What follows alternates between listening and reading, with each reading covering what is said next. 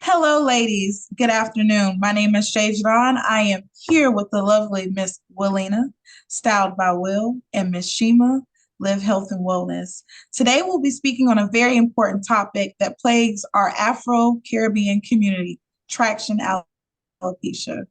Miss Willina, you ready to take it away?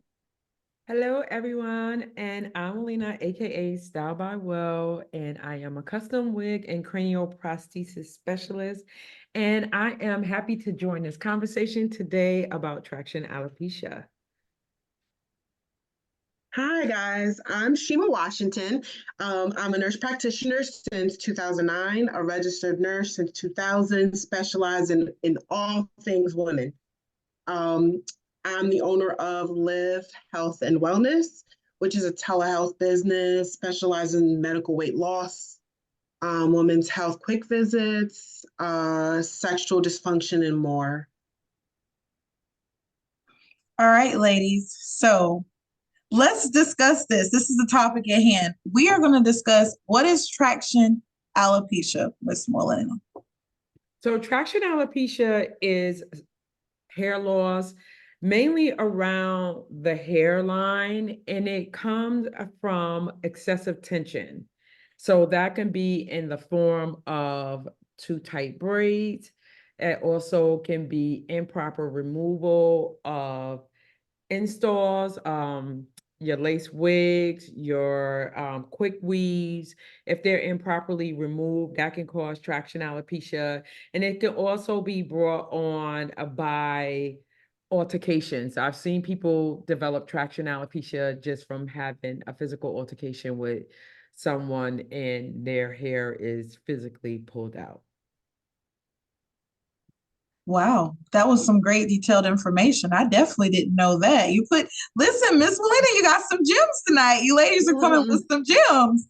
That's definitely something that anyone could relate to. I have a quick question for you, Miss Shima. What are some causes of traction alopecia? So, Walina definitely I'm gonna piggyback off of Walina. Some of the causes can be hair extensions or weaves, headwear such as sport helmet, tight elastic headbands may cause hair thinning. Very long hair, right? So pulling, and then you're putting your hair in a ponytail, and it's just causing so much tension. A big one that Walina and I spoke about yesterday, that we're going to speak about more later, hair relaxers, and then add on, you got yourself box braids after you got your hair relaxer. That is a thing that we've probably done. We've all done. Yeah.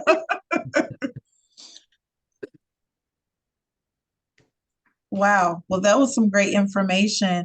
Miss Willina, I have another question. What are some early signs and what type of preventative care that can we use or medical prosthesis? What can we do?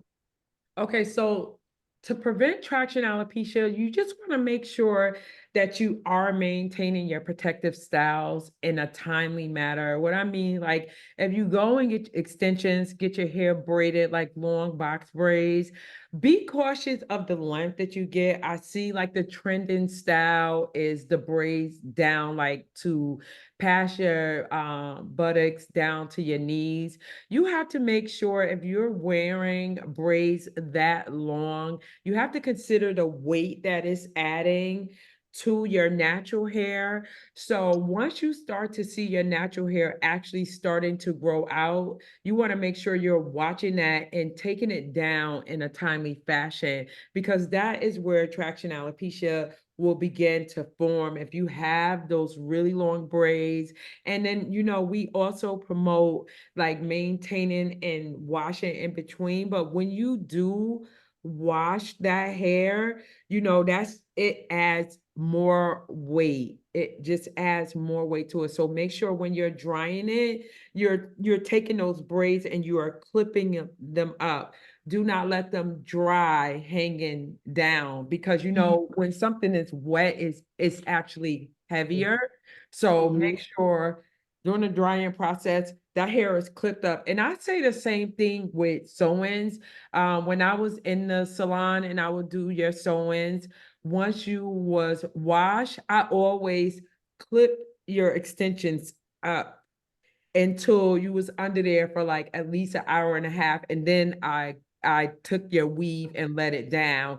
And that was to ensure that your hair didn't have that the weight of the extensions and the water just pulling down. Also, when you're getting your hair braided for protective styles like a sew-in or a wig, make sure when they are doing, I call it an anchor braid, where they will like attach the wig or whatever, or your weave on top, they'll just go straight to the back.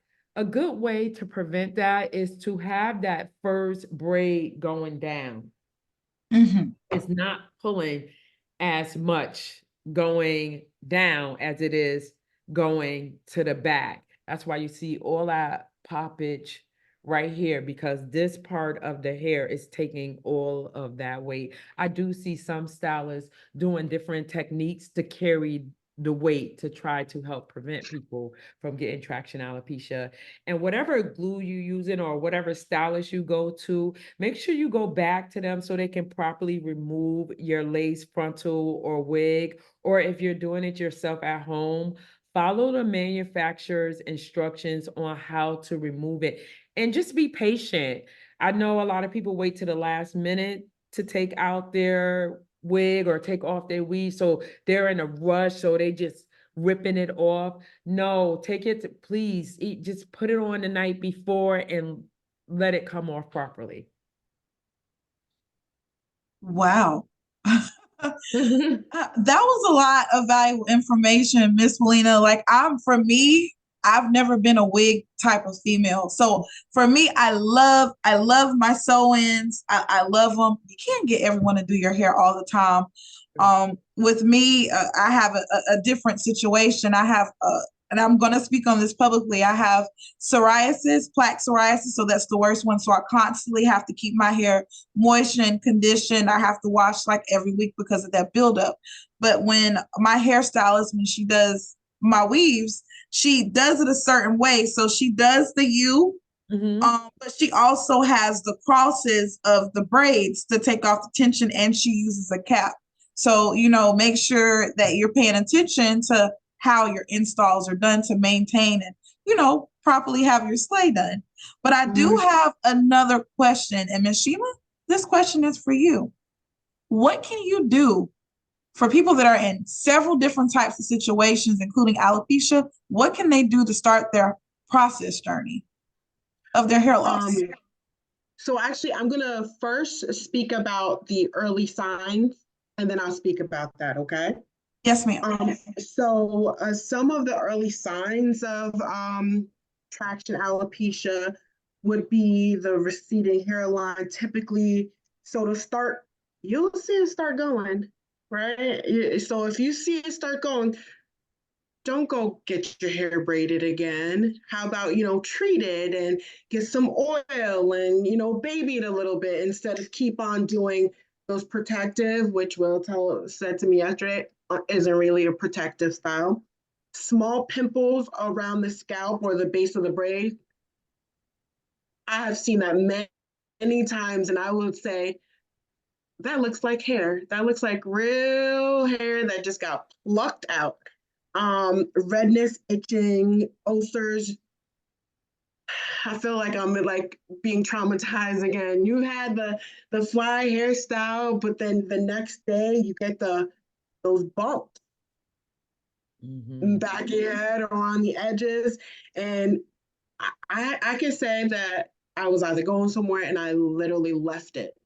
I literally left it. I'm like, maybe I'll oil it so it'll calm down. It'll stay with me. So I am a left part. Listen, my hair literally, I wash it. My hair is just like, here you go. This is where it's supposed to be. But now, if you see that area is starting to thin, like the part is widening, you may have some issues. You may have to figure it out. So patches or shiny. So once it's, I feel like, you tell me, well, once it's like shiny and scarred, that means, uh-oh, it's starting. That Mhm. traction alopecia is starting. It'll be really smooth too. Like that part of it Yeah. is gonna be really smooth and you won't notice any hair growth. And what you said about babying it is perfect because your hair grows from the blood. So, stimulate that area to get that blood recirculate in to try to get that hair to come back in. But definitely go and see your provider, go and see Sheema or your dermatologist or your regular provider so they can properly diagnose you. They can actually see what's going on. And Sheema's going to talk more about that part. All right. So how can you get started in your hair loss journey? So first I have to say, I'm not computer savvy. I'm working on my website to accommodate our hair loss patients clients. In the meantime, you can message me or Will. So at info@livhealthwellness.com. Well, what's your handle, your email? Oh, stylebywillhair@gmail.com. Yep. And I can put you on our waiting list for Georgia and New York. Florida, I'm actively working on my license to serve you all. All right. So if you have a diagnosis of traction alopecia, you can go straight to Alina. Or Willina said, you can actually call your insurance company. If you had a dermatologist, you had a doctor that you were super comfortable with, and they gave you that diagnosis, you can go to Willina if you just want the cranial prosthesis, right? So if you don't have a diagnosis and you believe you should, you're going to make a hair loss telehealth appointment with Liv. So livhealthwellness.com. So in the comfort of your own space, we will, during the appointment, we'll review your history. We'll do a thorough exam, so physical exam. You're going to take off if you have a wig on. You're going to not have, if it's easily seen, if it's you just have one area. Cool. If you have braids, you can just flip it up and show me what's going on. But after that, I'm actually going to send you a lab slip. You're going to, I'm going to order some labs just to make sure inside is okay. Inside is not the cause. Like if you're having any deficiencies, if your thyroid's going is okay, because that also can be the cause of hair loss.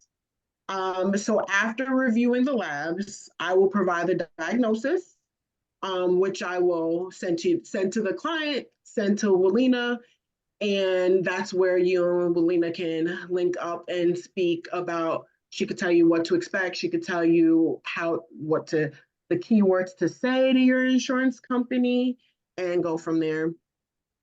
And well, Yeah, so to further go into that, once you get the diagnosis, like she said, if you already have a diagnosis already, you will contact your insurance company and you just want to make sure that you are covered for a cranioprosthesis, which is also known as a medical wig. I do have the actual code listed on my website. If you click on shop, you will see a tab that says medical wigs. There it has step-by-step on what to ask your insurance company, just in case if you forget what I am saying here tonight. So you will call them, you will let them know what your diagnosis is, and they will let you know if you are covered for the device, yes or no. If you're not, do not rule out your health spending plan. You can apply that towards the cost of your medical wig. Most of the time it should cover the whole expense of it, depending on what it is. And don't forget, when you have open enrollment, you can also alter your plan to better suit your needs if this is something you're going to need for a while. And then once you figure out your coverage, you will contact me. I can bill your insurance company directly, but you can ask them, is it direct pay or is it reimbursement? Because some insurance companies, they do it as a reimbursement, meaning you will pay me out of pocket and I will give you the invoice to submit to the insurance company to get reimbursed. Now, how much they cover depends on your actual policy. It can be anywhere from 80 to 100%. If you do not live, well, right now I'm not in network with anyone. I have applied to the major insurance companies here in the state of Florida, so I will be considered an out-of-network provider. So you do want to make sure you ask your insurance company, do you have out-of-network coverage?